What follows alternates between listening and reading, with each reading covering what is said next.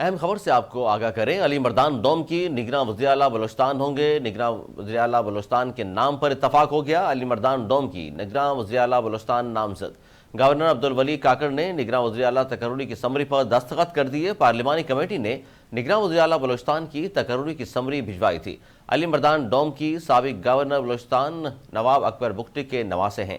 علی مردان ڈوم کی کا تعلق ضلع سبی کے علاقے لہڑی سے ہے۔ علی مردان ڈوم کی 2002 میں تحصیل ناظم لہڑی، 2005 میں ضلعی ناظم سبی رہے۔